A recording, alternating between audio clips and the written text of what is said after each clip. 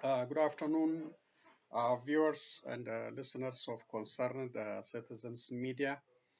Thank you again for joining me today, January 21st, 2022. Uh, I have some news to share with you uh, and a couple of videos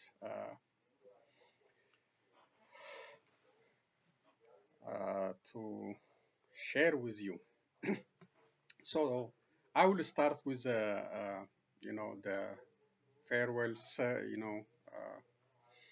ceremony for our artist Nuho Gobena.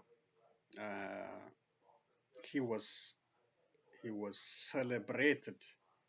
His burial ceremony was celebrated with thousands and thousands of guests. Uh, I can say from all over the world. Uh, so it's impressive to have such kind of celebration at the end of your life. These are, the indication that we, or if you do some good deed for the community, for your nation, uh, this is the credit you will get at the end of your life. So, Nuho Gobena, he fought all his life, advocated for freedom, justice for Oromo's freedom, for Oromia freedom. So he advised the Oromos.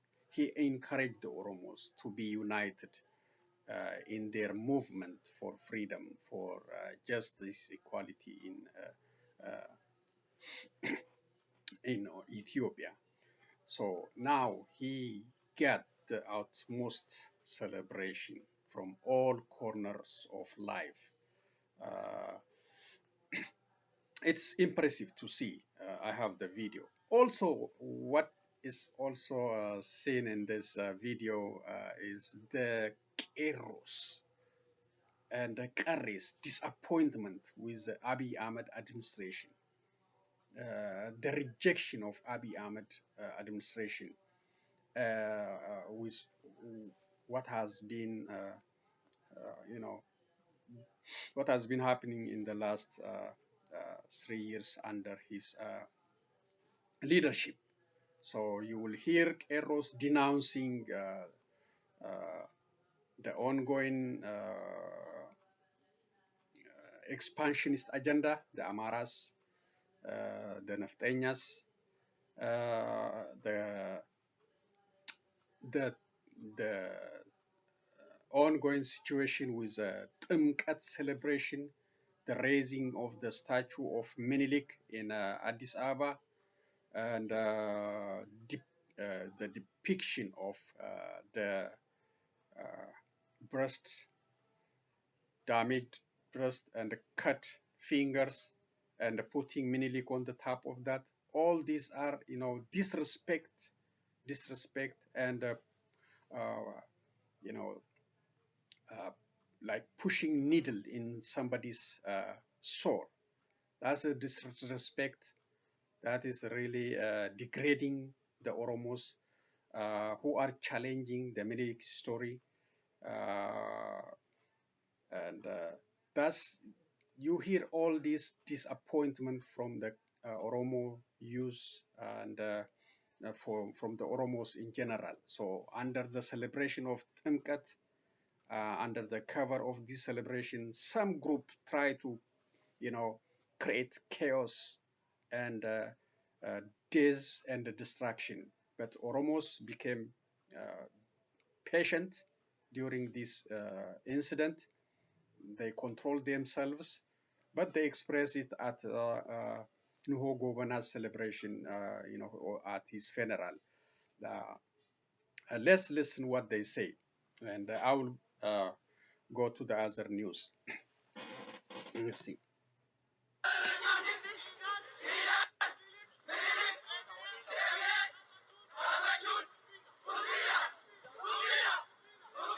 Oh, they are talking about the Menelik statue. Putting back the Menelik statue is a disrespect for Oromos.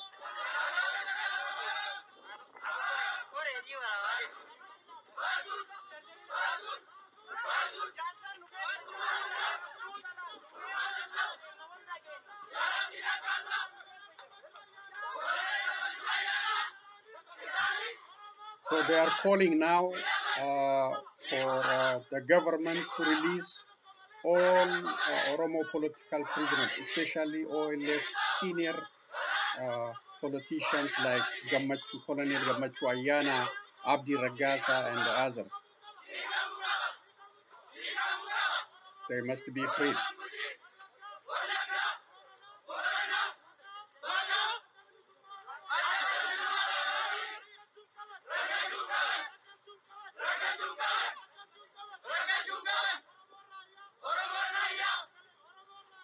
So they're calling on government to stop the atrocities under the name of looking for Onek Shani in Wallaga and other areas.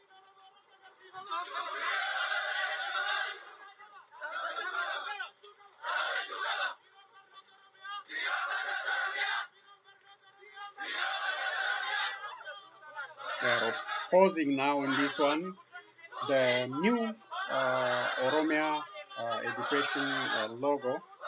They try to change, so they denouncing it, and they are also calling for an end to the atrocities happening in on Raya Oromos, in especially in Amara region under the special Oromia zone.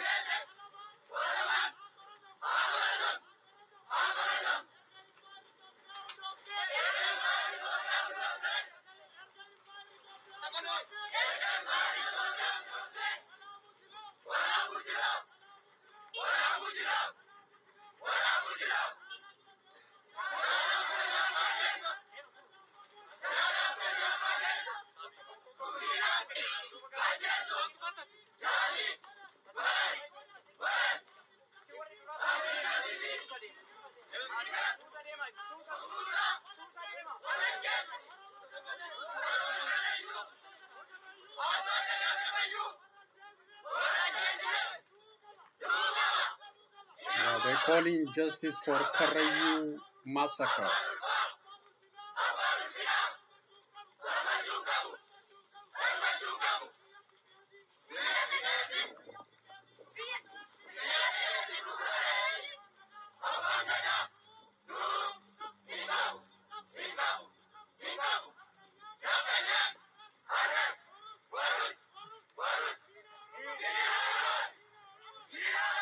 Okay, they're calling on the Naftanya.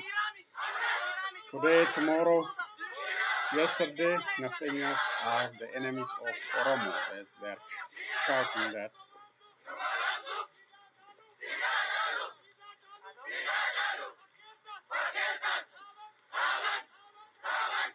Okay, they're calling for justice for Ajalu Hundesa. They are calling for independent investigation for that killing.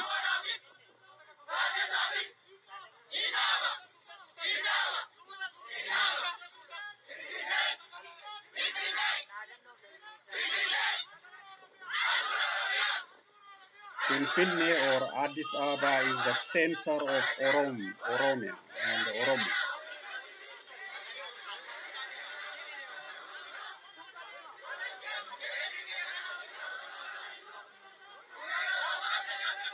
Okay, so I just try to show you, how Oromos are dissatisfied, angry inside, but they are controlled by Abiy Ahmed's shoot to kill policy. They use the federal excuses. Other than that, Abiy Ahmed will not let them come together. He will shoot them.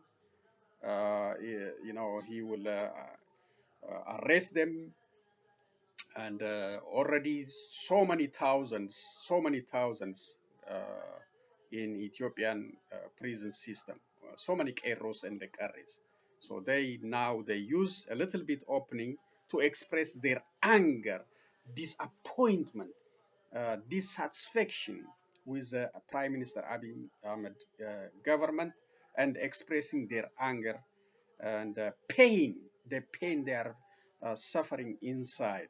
Whether about the killing of Hachalu Hundessa, lawyer Abdul Jabbar Hussein, and the killing of so many known and unknown Oromos, plus the jailing of Oromo politicians and other Oromo ordinary citizens in the thousands, and they are unhappy. They are unhappy what's happening in that country.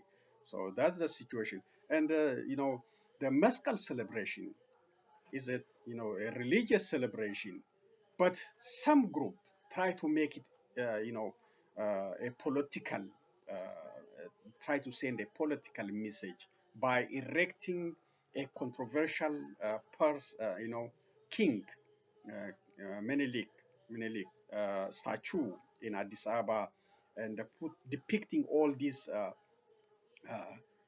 historical painful memories. So this should this supposed to be controlled by the government, but Abiy Ahmed and those in a federal authority turn a blind eye on this situation. They are maybe looking for bloodshed. Maybe they are looking for bloodshed.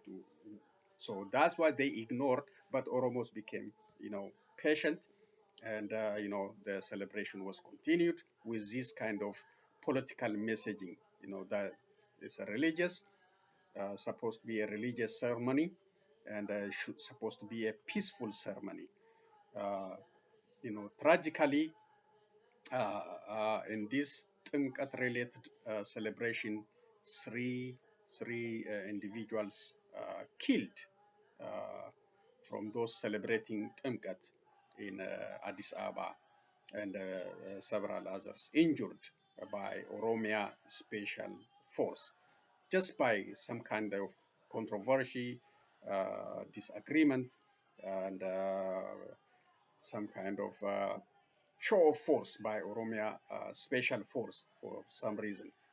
This is regrettable days. It's not supposed to happen. The religious celebration supposed to be protected by the government and by those leading the ceremony. But unfortunately, now according to the report coming from Addis Ababa, three killed and several injured by gunshot conducted by Oromia Special Force in Addis Ababa. So this is regrettable days. So that's a little bit update. The federal government, should have taken serious measure to avoid all these, uh, you know, uh, political messaging and all these causing the deaths and the injuries in Addis Ababa. So let's continue with other news. This is from Addis Standard. The Gambela Region Police Commission stated that militiamen from neighboring South Sudan crossed border and launched an attack on the region, leaving 8 people dead and 5 others injured. According to the police commission, the gunmen are from South Sudan's Murle tribe. The onslaught took place in Bakankan Kabale, located in Akobo Warada of the Nuer zone, the police said.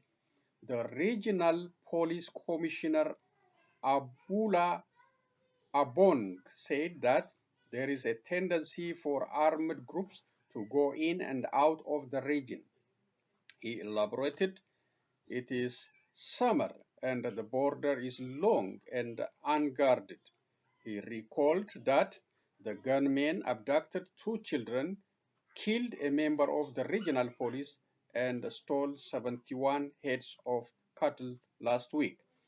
The commissioner added that the state is currently using the special force and militia to maintain peace and security. He called on the local community to be vigilant and report the movement of the armed group to the security forces. According to Abula, the armed group from the Murle tribe crossed borders and entered the Nuer and Anua zone and abducted dozens of children, killed more than 170 people, and took more than 2,000 cattle a couple of years ago. He further recalled that the Ethiopian National Defense Force was able to return more than 100 abducted children to their families by crossing over to South Sudan and raising the area where the armed groups resides. So that's a very serious uh, uh, issue between Ethiopia and South Sudan. So that is also another weakness of the government anyway. It's weak protecting the border, protecting the citizens from dangerous border crossing and the killing. And Sudan is still uh, taking some part of Ethiopia and farming while Abiy Ahmed is watching.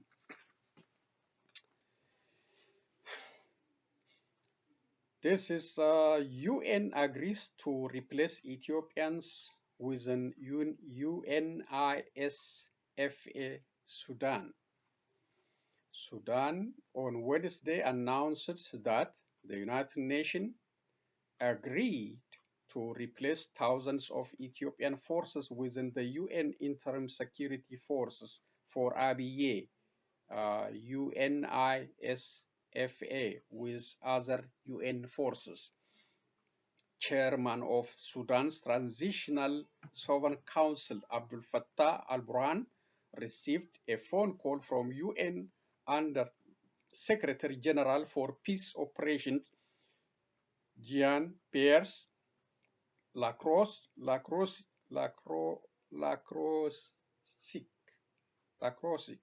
in which the two sides discussed arrangements for replacing the Ethiopian forces with an UNISFA with other UN forces upon Sudan's request, the Sovereign Council said in a statement. Lacroix stressed that the replacement operations would begin in February and last till March 2022.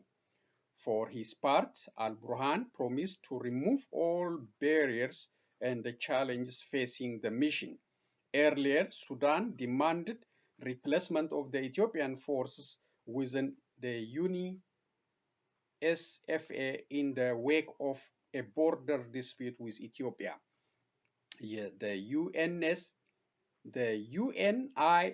UNISFA was established in 2011 by the UN Security Council to monitor the Abiy border.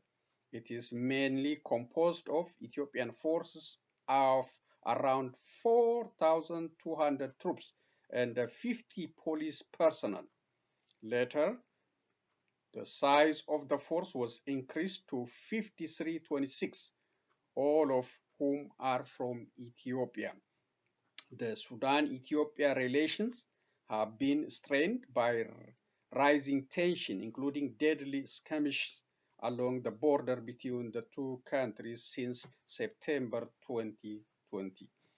Credit Addis Standard, citing Zuna news agency. So that's another loss for Ethiopia financially, and also the position of Ethiopia as the head of the main force of UN peacekeepers, especially under Prime Minister Meles Zenawi. So under Abiy Ahmed, everything is going to the toilet. Everything, everything. International diplomatic relation, economic downturn, and now this peacekeeping role, Ethiopia's peacekeeping role in the United Nations. So degrading Ethiopia's value and also a loss of dollar for that country thanks to Abiy Ahmed leadership.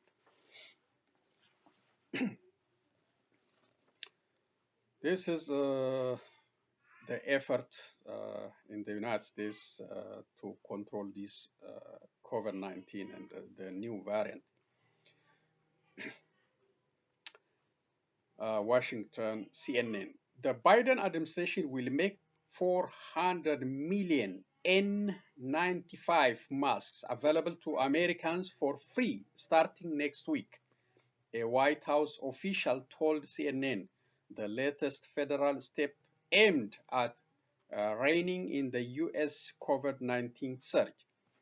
The masks, which are coming from the strategic national stockpile, will be made available at a number of local pharmacies and community health centers, the official said, adding that the program will be fully up and running by early February.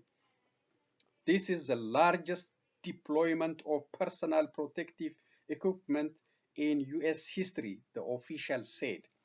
People looking to pick up the free masks will be limited to 3 per person, a White House official said. To ensure broad access for all Americans, there will be 3 masks available per person.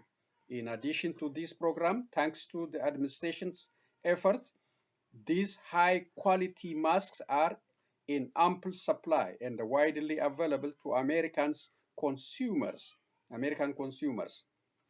the official said. The 400 million non-surgical N95 masks amount to more than half of the 750 million stored in the U.S. strategic national stockpile, a figure that tripled over the last year as the White House sought to boost reserves. The U.S. Center of Disease Control and Prevention recently advised that well-fitting respirators approved by the National Institute for Occupational Safety and Health, such as N95 masks, offer the highest level of protection against COVID-19. The administration's steps come as the U.S. grapple with unprecedented surge in COVID-19 cases. An average of more than 750,000 new COVID-19 infections were reported every day over the past week, according to Johns Hopkins University data. So that's very good, very secured, very protective COVID-19 mask for Americans. So it's limited. Whenever it's available in the pharmacy, please go and pick it up. It's free. And we are not out of the wood yet. You heard that, the news? 750,000 new cases every day. So we are still in a very danger zone.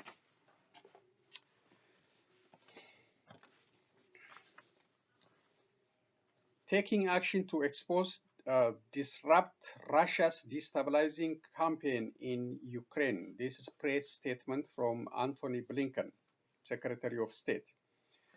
In advance of potential further invasion of Ukraine, Russia intelligence service, mainly the Federal Security Service, FSB, a U.S. sanctioned entity, have been recruiting Ukrainian nationals in key positions to gain access to sensitive information. The FSB leveraged these officials in an attempt to create instability in Ukraine. In close coordination with the government of Ukraine, the United States is working to identify, expose, and impose costs on these actors in order to foil these influence operations. The United States today is imposing sanctions on 4 individuals connected to ongoing Russian intelligence service directed influence activities designed to destabilize Ukraine. This action is intended to target, highlight, and undercut Russia's ongoing destabilization efforts in Ukraine. It is separate and distinct from the broad range of high-impact measures the United States and its allies and partners are prepared to impose in order to inflict significant cost on the Russian economy and the financial system if it were to further invade Ukraine. The individuals we are targeting, 2 of whom are members of Ukraine's parliament, act at the direction of the FSB and support Russia destabilizing and dangerous influence operations, which undermine not just Ukraine but also the fundamental principle of democracy. The 4 individuals designated today include Taras Kozak, Ole Voloshin, Volodym Olink, and Vladimir Sivikovich. This action is in line with other actions that we have taken to target Russian disinformation campaign, including 32 election interference designations that we announced in April 2021. Russia has used hybrid tactics, including disinformation and other influence campaigns, to destabilize Ukraine for years. In 2020, Kremlin officials launched a comprehensive information operation plan designed in part to degrade the ability of the Ukrainian state to independently function. The individuals designated today played key roles in the campaign. Russia's influence campaign are not only focused on Ukraine. For over a decade, Russia has employed disinformation outlets and intelligence service affiliated globally to spread false narratives in support of its strategic goals.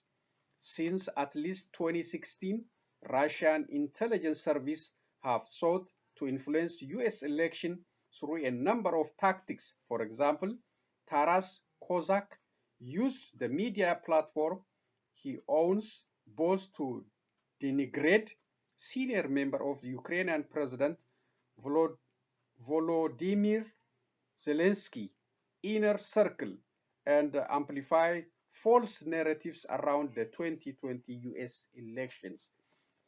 The United States will continue to take steps, including through actions like this one and in partnership with the Ukrainian government, to identify, expose, and undercut Russia's destabilization efforts in Ukraine. The United States also will continue to expose and counter Russia's global campaign of malign influence in Ukraine and beyond. Credit U.S. State Department. Okay, the last one. This is also sanctioning another organization. This is a press statement also. Sanctioning International Hezbollah Network. This is also from Antony Blinken, Secretary of State. The United States is designating Hezbollah-affiliated financial facilitators Adnan Ayad, as well as members of an international network of facilitators and the companies connected to him, and to Adel Diab, Ayad's business partner and a fellow Hezbollah financer. Diab was designated on January 18 of this year. Adnan Ayad, Jihad Adnan Ayad, Ali Adil Diab, and 10 companies are designated under Executive Order 13224 as amended, which targets terrorist leaders and officials of terrorist groups and those providing support to terrorists or acts of terrorism, among others. These financial facilitators have helped Hezbollah obtain funds through networks of companies that disguise themselves as legitimate business. The sanctions evasion efforts of those designated today are a stark example of how Hezbollah abuses the international financial system to fund its acts of terrorism and illicit activities. The United States is committed to disrupting Hezbollah's illicit activity, including attempts to evade sanctions through the business network.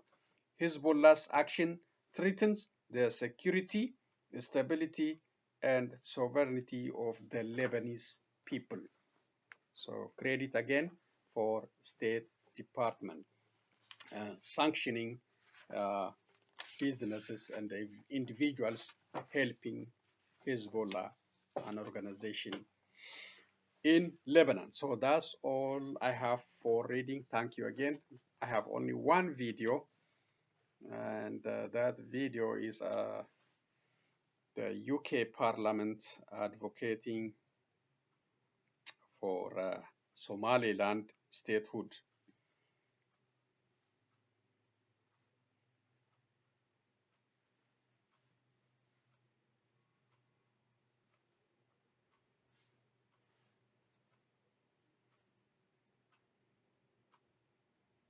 Okay, there we go. Just one, okay. Okay, here we go. Okay, this is the last video.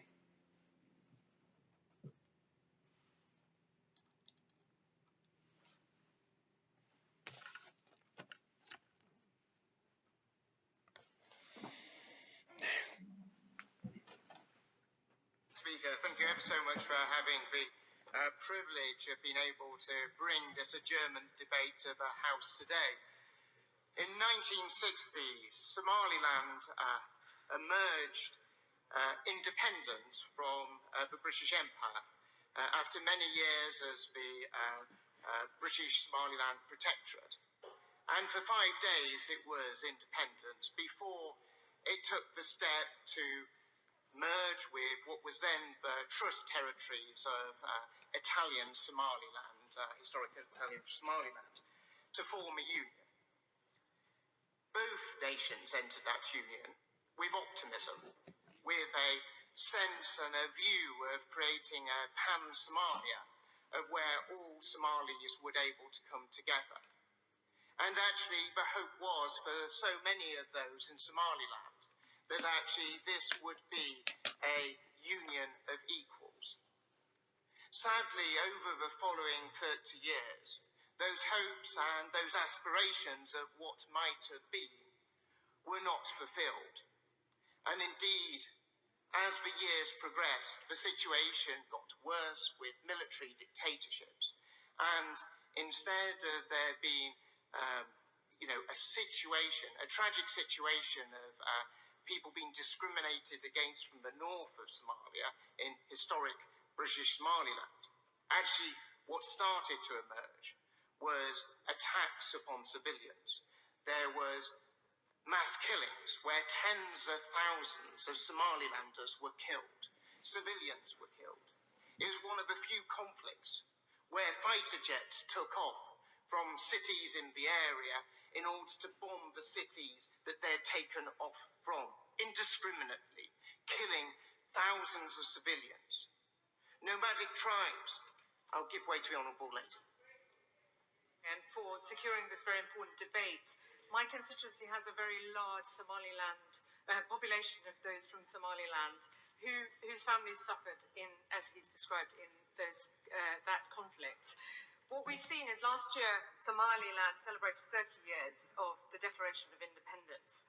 And they've built up their own independent government, own currency, and democratic elections. They've shown the capability to establish a state. Isn't it time, in his view, that the UK government formally recognise their right to self-determination and recognise their need to be an independent state? Well, lady raises a very important point, and this is the key point and reason for this debate, to actually discuss about the fact that Somaliland has developed so much.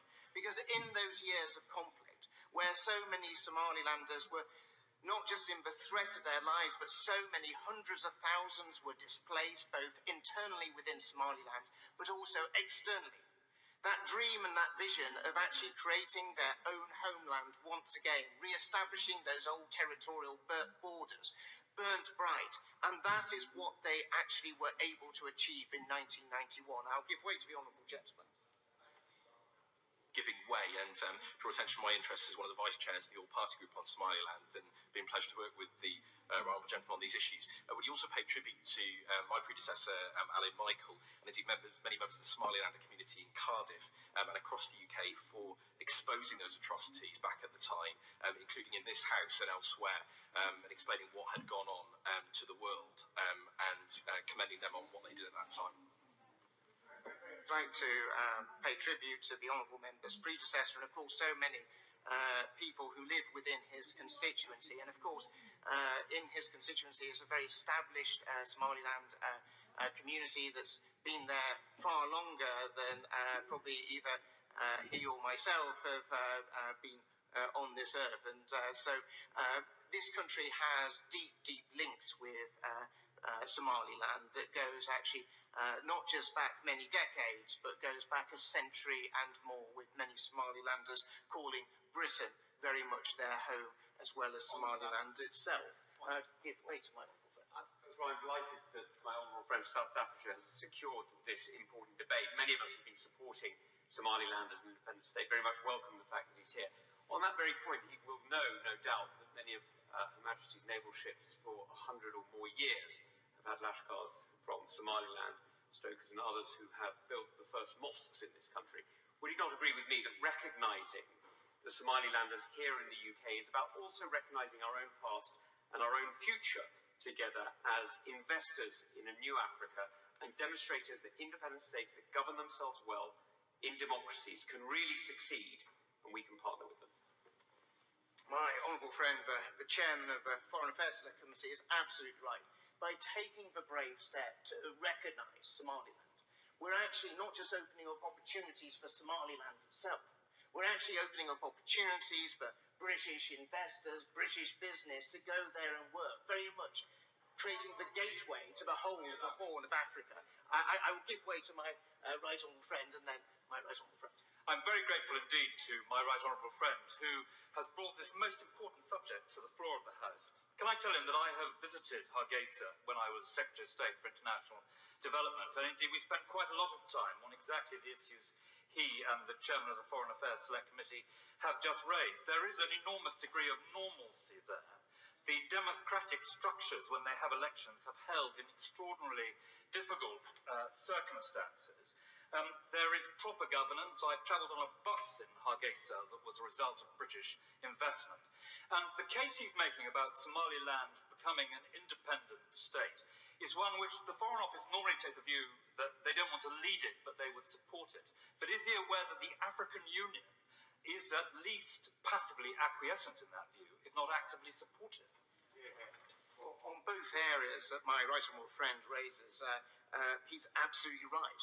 You know, you fly into Hargeisa Airport, it is a safe place in order to be able to visit. You can get a bus to the centre of Hargeisa, as my right honourable friend did. And when I visited, I must confess I didn't get a bus, but I will endeavour to do so next time I do visit. And he's equally right.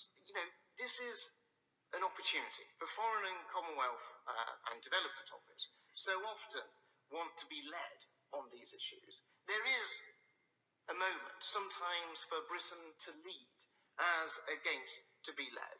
I give way to my right honourable friend, the member for Ahmed first. Thank you, Madam Dictator. I'm most grateful to my right honourable friend. And I think my right honourable friend makes an important point about leading the world, because we have seen throughout the world that where Western nations don't get involved, China does. And when we've had many discussions in this House recently about the influence of China. So does my right honourable friend agree with me, when you look at the development taking place in Somaliland, that actually there are strategic interests in our country and in Western countries to not just see what happens, but to actually take an active leading role and not allow that vacuum to be filled by those who perhaps we have difficulties with? My right honourable friend is so correct in the point as he makes. If you just look to the north of Somaliland and Djibouti, and you see the Chinese investment that is going into Djibouti, and the fact that actually where there is a vacuum, others do step in.